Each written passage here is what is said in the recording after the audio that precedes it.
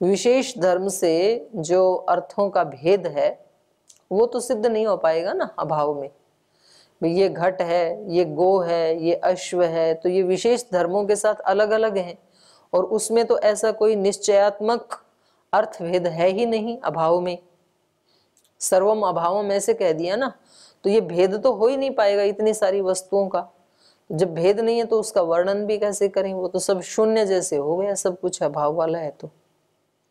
तो उस पक्ष में संप्रत्याय को अर्थ भेदो न स्यात् अस्तित्व अयम।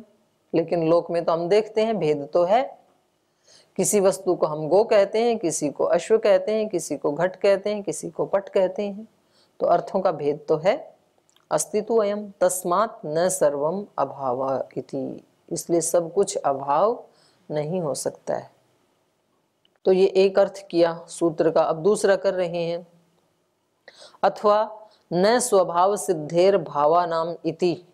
दूसरे ढंग से इस सूत्र का अर्थ कर रहे हैं, स्वभाव सिद्धे माने उनके भाव रूप की सिद्धि होने से, यह अर्थ कर दिया। स्वभाव सिद्धे, ऊपर तो स्वभाव का अर्थ क्या ले लिया था, स्वधर्म, और यहां पर स्वभाव सिद्धे का अर्थ क्या कर दिया, अपना स्वरूप, माने उनके अपने भाव रूप की सिद्धि होने से। स्वभाव सिद्धे भावानाम, स्वभाव सिद्धे माने स्वरूप सिद्धे इति, अपने उनके स्वरूप की सिद्धि होने से। गौ इति प्रयुज्यमाने शब्दे जाति विशिष्टम द्रव्यम गृह्यते न अभाव मात्रम। जैसे कोई व्यक्ति गो शब्द बोलता है, गौहु, तो ऐसे कहे जाने पर एक जाति विशिष्ट द्रव्य हमारे मानस में आ जाता है, अभाव तो नहीं आता है। तो इसका मतलब क्या है, वो अपने स्वभाव से ही सिद्ध है, उसका आप अभाव कैसे करेंगे। गौ इति प्रयुज्यमाने शब्दे जाति विशिष्टम द्रव्यम गृह्यते न अभाव मात्रम यदि च सर्वम अभावः, यदि सब कुछ अभाव है तो गौ इति अभावः प्रतीयेत।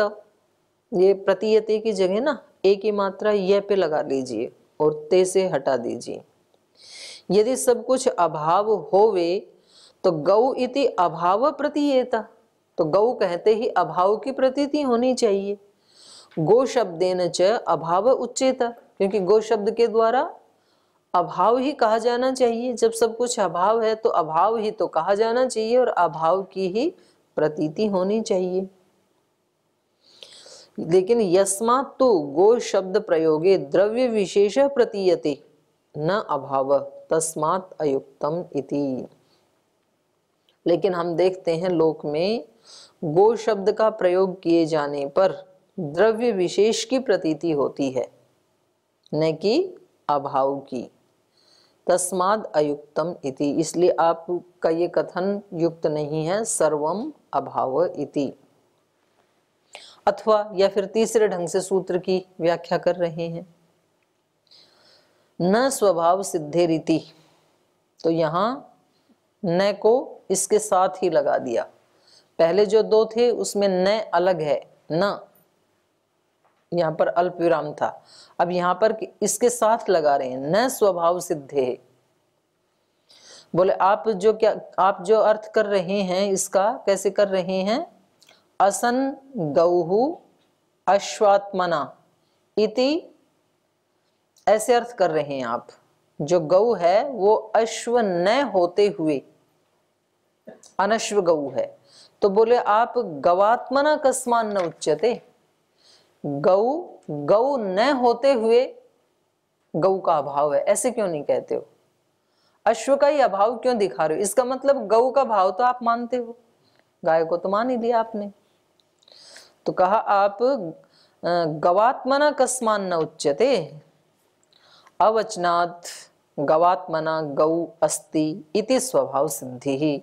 आप नहीं बोल रहे हैं तो आपके अवचनात् न बोले जाने से बिना कहे ये सिद्ध हो रहा है कि गवात्मना गौ अस्ति इति, गाय के रूप में तो गाय है, ये आप भी मानते हैं, इति स्वभाव सिद्धि ही।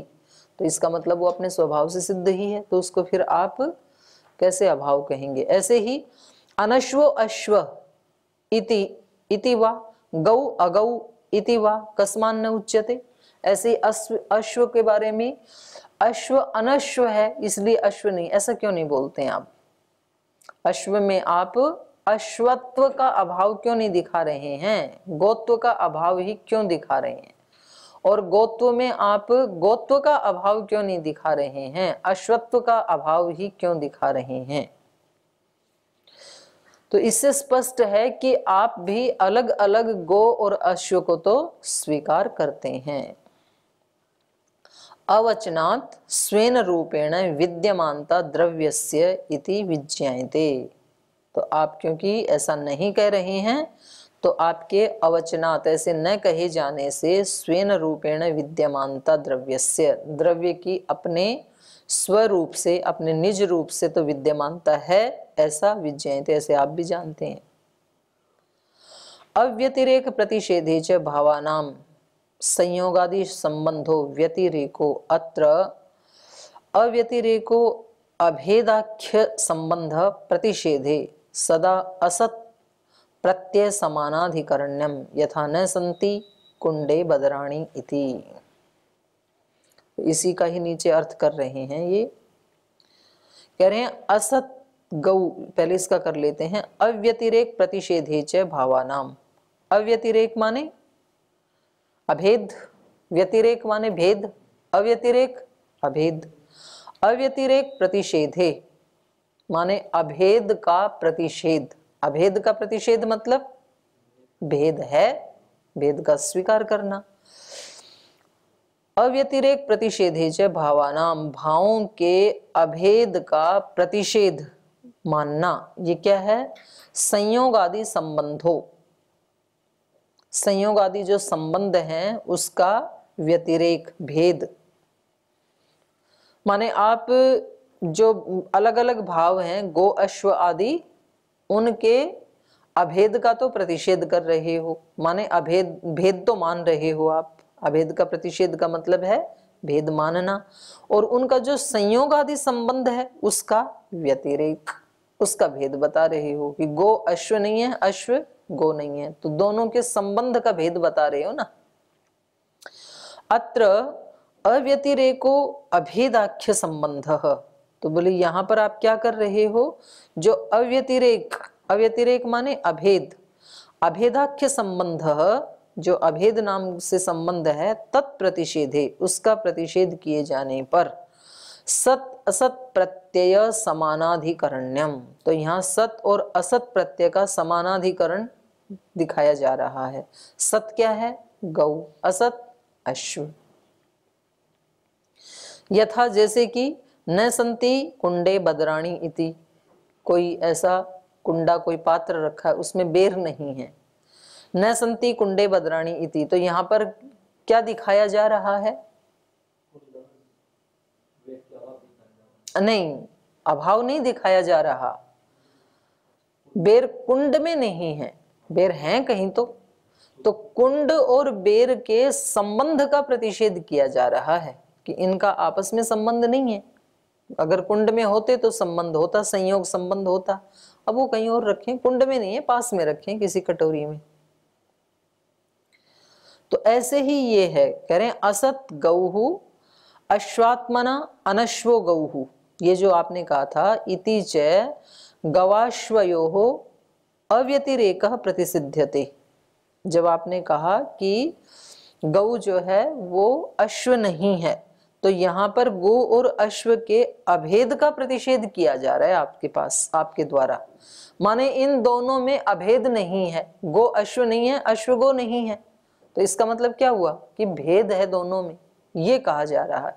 ना तो यहाँ पर अश्व का अभाव दिखाया जा रहा है और ना तो यहाँ गो का अभाव, दोनों को आप स्वीकार कर रहे हैं। दो उदाहरण दिए ना, तो अपने स्थान में अश्व के स्थान में अश्व को तो स्वीकार कर रहे हैं, लेकिन अश्व के साथ गो का अभेद का प्रतिषेध कर रहे हैं। गो का आप भेद बता रहे हैं, उसकी एक रूपता का प्रतिषेध कर रहे हैं। और ऐसे ही अश्व को तो मान रहे हैं पर अश्व में गो नहीं है, तो वहां पर गो के अभेद का प्रतिषेध कर रहे हैं। गवाश्वयोः एकत्वम नास्ति, उस प्रतिषेध के द्वारा आप क्या बता रहे हैं? गौ और अश्व में एकत्व नहीं है, दोनों एक नहीं है, अलग अलग हैं। तस्मिन् प्रतिसिध्यमाने भावेन गवा समानाधिकरण्यम असत प्रत्यस्य। बस यहाँ रुक जाओ। तो कह रहे हैं इस प्रकार से तस्मिन् प्रतिसिध्यमाने, इसके दोनों के एकत्व का प्रतिषेध किए जाने पर, भावेन उस भाव के द्वारा, या गो या अश्व के द्वारा, भावेन गवा समानाधिकरण्यम असत प्रत्यस्य, गो का असत प्रत्यय के साथ समानाधिकरण दिखाया जा रहा है। असन गौ अश्वात्मना इति, इस उदाहरण के द्वारा गौ अश्वात्मना असन अनश्व गौ, ऐसे। यथा, ये ऐसा ही उदाहरण है आपका, यथा न संति कुंडे बदराणी इति, किसी कुंड में बेर नहीं है। तो यहाँ पर कुंडे बदर संयोगे प्रतिसिध्यमाने, यहाँ कुंड में बेरों के संयोग का प्रतिषेध किया जा रहा है। तो ये प्रतिषेध किए जाने पर सद्भिः असत प्रत्ययस्य समानाधिकरण्यम इति, जो सत वस्तु है, जैसे कुंड सत वस्तु है, उसके साथ असत प्रत्यय का समानाधिकरण दिखाया जा रहा है। ऐसे ही गो सत वस्तु है, उसमें असत वस्तु अश्व का प्रतिषेध दिखाया जा रहा है। और ऐसे अश्व सद वस्तु है, उसमें गो के असत का प्रदर्शन किया जा रहा है। ठीक है, तो ये सूत्रकार ने सूत्र से इनका पूर्व पक्षी के मत का खंडन कर दिया है कि सब कुछ अभाव रूप नहीं है।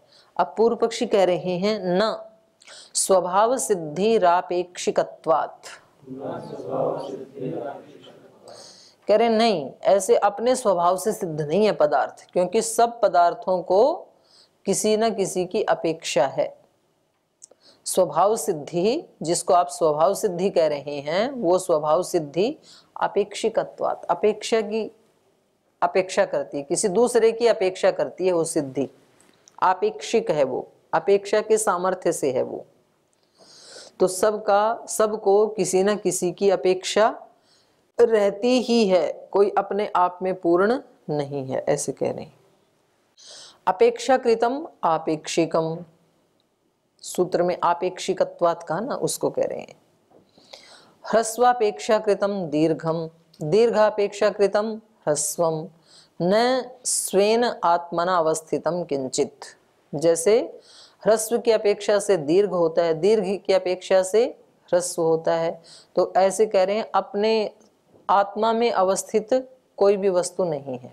कस्मात् अपेक्षा सामर्थ्यात्, किसी न किसी की तो अपेक्षा होती ही है। तस्मात् न स्वभाव सिद्धिर भावानाम इति, इसलिए अपने स्वभाव से भावों की सिद्धि नहीं हो सकती है।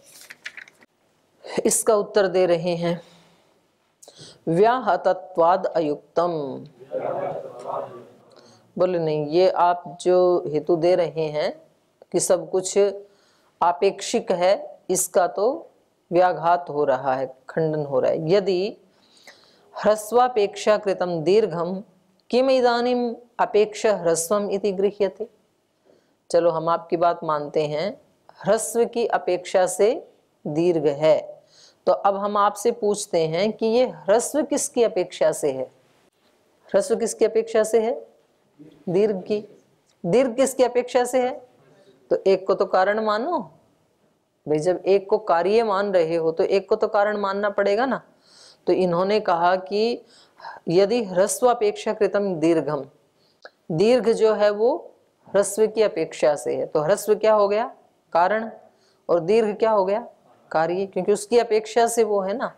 तो अब हम आपसे पूछते हैं कि ये जो कारण जिसको माना, ह्रस्व जिसको माना, ये किसकी अपेक्षा से ह्रस्व है?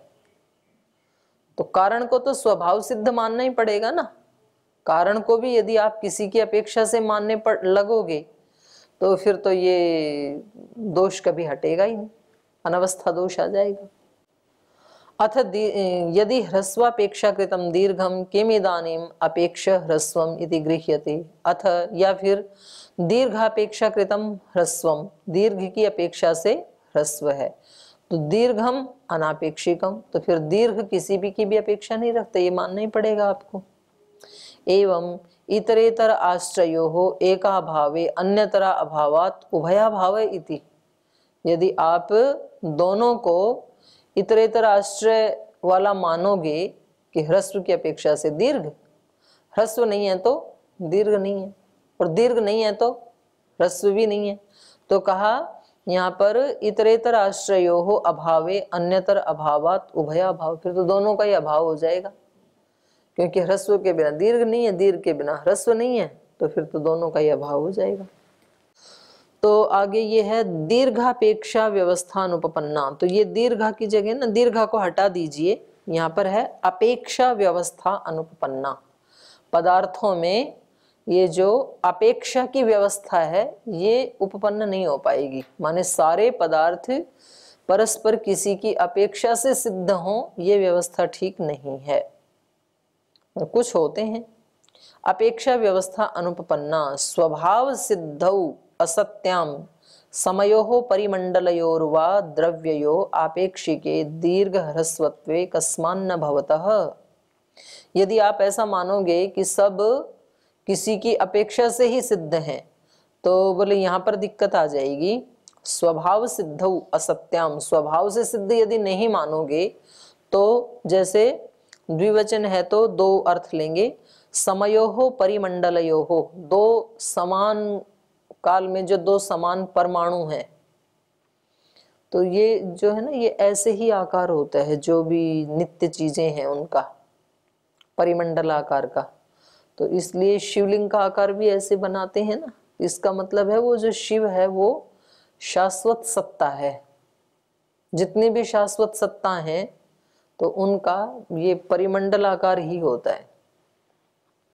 तो ये कह रहे हैं स्वभाव सिद्धौ असत्याम, यदि स्वभाव से सिद्धि नहीं मानेंगे, अपेक्षा से ही सिद्धि मानेंगे, तो समयो परिमंडलयोर्वा द्रव्ययो आपेक्षिके दीर्घ ह्रस्वत्वे कस्मान न भवतः। जो बिल्कुल समान आकार वाले दो परमाणु हैं तो उनमें भी फिर दीर्घत्व और ह्रस्वत्व होने लगेगा, क्योंकि आप क्या कह रहे हैं, कोई भी वस्तु बिना अपेक्षा के स्वभाव से सिद्ध नहीं है। तो ये जो दो समान परिमंडल है, परमाणु हैं एक ही काल में, तो इनमें से एक को ह्रस्व मानना पड़ेगा, एक को दीर्घ मानना पड़ेगा, जबकि वो होते तो नहीं है, एक ही जैसे होते हैं वो तो परमाणु, तो अणु परिमाणु वाले। तो इसलिए अपेक्षायाम अनपेक्षायाम च द्रव्ययो अभेदः। तो कह रहे हैं इस प्रकार से कुछ द्रव्यों में अपेक्षा होती है और कुछ में अपेक्षा नहीं होती है। अपेक्षायाम अनपेक्षायाम च द्रव्ययो अभेदः, दोनों में से किसी एक में भेद नहीं है, माने दोनों वो एक जैसे ही हैं जो परमाणु हैं। तो इसमें ऐसे मान लो, यावती द्रव्ये अपेक्षमाणो तावती एव अनपेक्षमाणे न अन्यतरत्र भेदः। इस संसार में जितने पदार्थ अपेक्षमाण हैं, अपेक्षा से सिद्ध हैं, उतने ही बल्कि उससे भी ज्यादा ही अनपेक्षमाण है, अनपेक्षमाण भी हैं, जिनको किसी की अपेक्षा की जरूरत नहीं है। न अन्यतरत्र भेदः, तो इसमें परस्पर कोई ऐसा भेद नहीं है। यावती द्रव्ये अपेक्षमाणे तावती एव अनपेक्षमाणे न अन्यतरत्र भेदः, माने अपेक्षा हो या अपेक्षा ना हो, लेकिन दो द्रव्यों का भेद नहीं है, एक ही जैसे हैं वो जो परमाणु हैं। आपेक्षिकत्वे तु सति अन्यतरत्व विशेषोपजन स्यात् इति। बोले आप यदि आपेक्षिकत्व को मानोगे तब तो अन्यतरत्र दोनों में से किसी एक में विशेषोपजन स्यात्, कुछ विशेषता होने ही लगेगी, एक या तो ह्रस्व होगा या तो एक दीर्घ होगा। अपेक्षा से मानोगे तो कुछ ना कुछ तो उसमें विशेषता की उत्पत्ति होगी ही।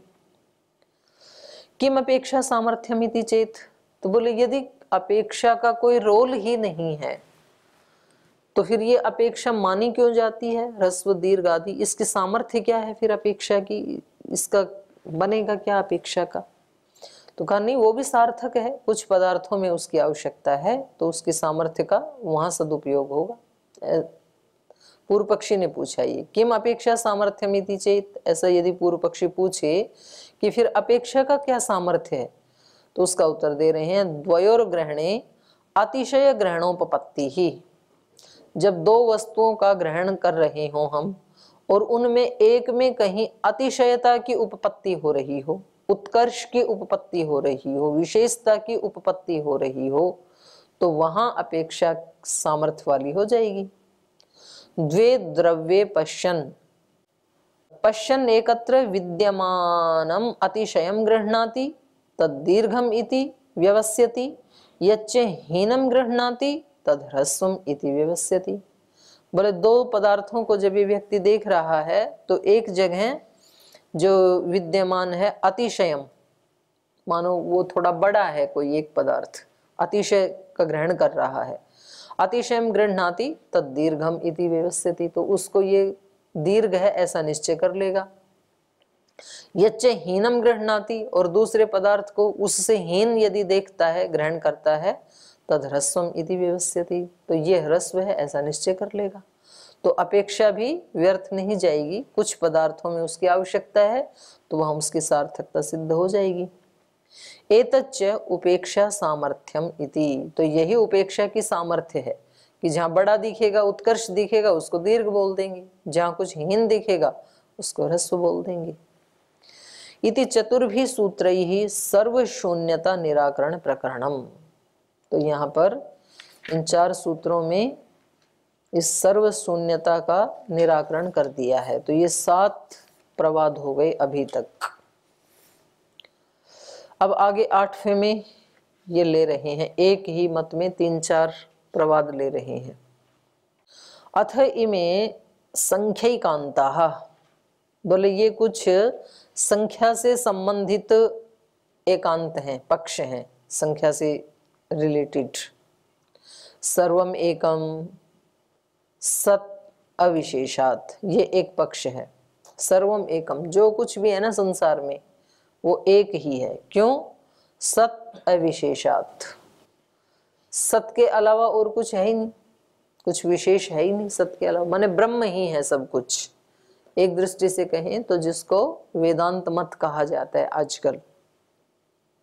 फिर दूसरा मत है सर्वम द्वेधा, सब कुछ जो है वो 2 प्रकार को लिए हुए हैं, जितने भी पदार्थ हैं। क्या क्या?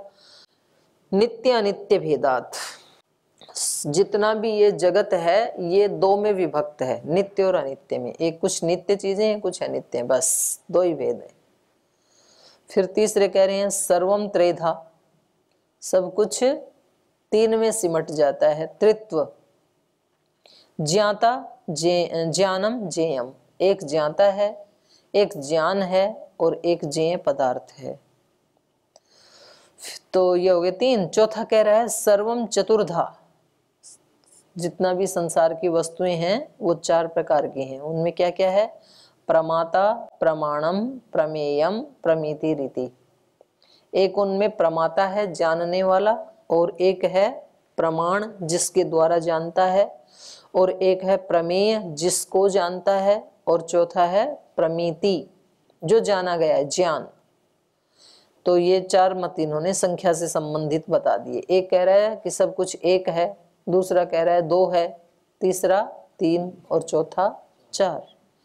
एवं यथा संभवम अन्य अपि इति, और कह रहे हैं ऐसे ही यथा संभव और भी मत हो सकते हैं। तत्र परीक्षा, अब इनकी परीक्षा कर रहे हैं। संख्यैकांता सिद्धि ही कारणानुपपत्ति उपपत्तिभ्याम संख्यैकांता असिद्धि। संख्या के बारे में जो ये बताए हैं मत, एकांत बताए हैं, उनकी असिद्धि, वो सिद्ध नहीं हो सकते हैं। क्यों?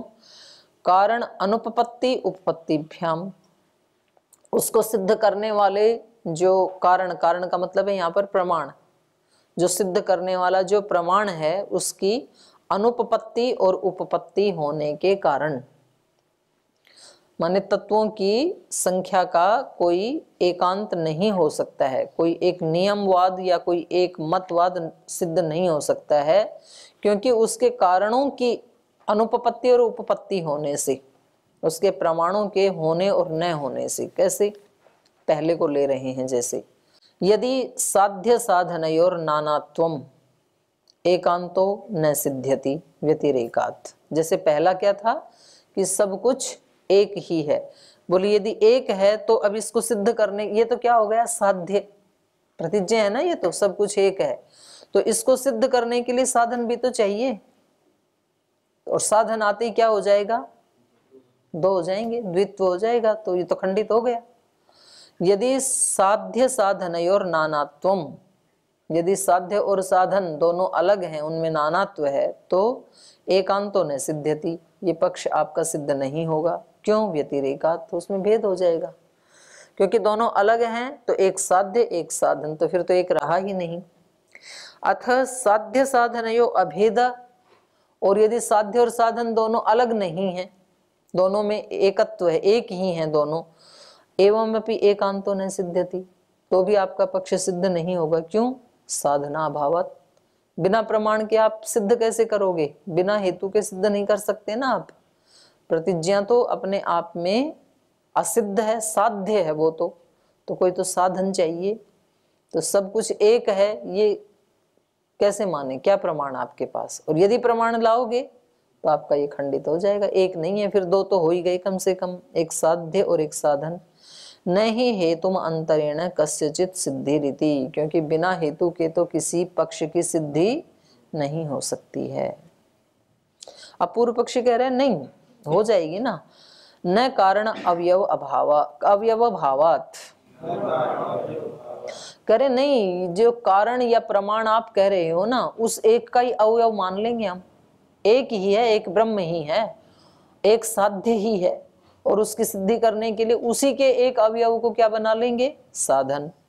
न संख्यैकान्तानाम असिद्धि कस्मात् कारणस्य अवयव भावात्, कारण माने हेतु जो है वो इसी का अवयव होने से, अवयव कश्चित साधन भूत इति अव्यतिरेकः, बोले कोई कश्चित अवयव है, कोई एक अवयव साधन भूत है, इसका साधन बन जाएगा, इति अव्यतिरेक, तो अभेदी रहेगा।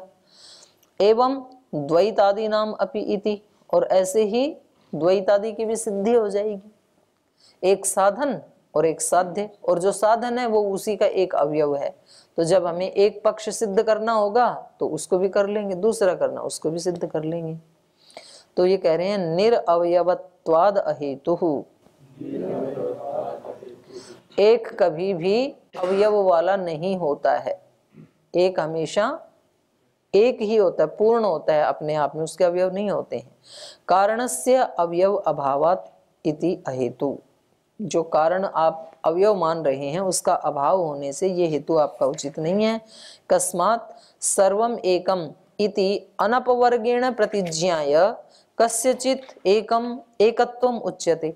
प्रतिज्ञा में आपने सबको क्या कह दिया, अनपवर्गेण, अनपवर्गेण माने पूर्ण रूपेण, साकल्येन, संपूर्ण रूप से सब कुछ एक है, ऐसी प्रतिज्ञा करके, और फिर कस्यचित एकत्वम उच्यते, फिर किसी एक का एकत्व कह रहे हैं। तत्र व्यपवृक्तो अवयवः, तो वहां पर अलग से कोई अवयव साधन भूत न उपपद्यते, साधन भूत नहीं हो सकता है।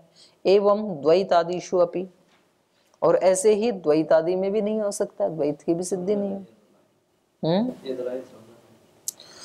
ये कह रहे हैं कि यदि आप एक, पहले तो आपने कहा कि सर्वम एकम, तो जो एक है, और अब आप कह रहे उसी के एक अवयव को हम हेतु बना लेंगे, तो एक का तो अवयव होता ही नहीं है ना, वो तो पूर्ण होता है अपने आप में। और यदि आप उसका कोई अवयव ले रहे हैं, दो सिद्ध कर रहे हैं, तो एक वैसे भी सिद्ध नहीं होगा। तो ये कह रहे हैं। तो चलो ये एक दो पंक्ति बची, इनको कल पूरा करते हैं, समय हो गया अभी।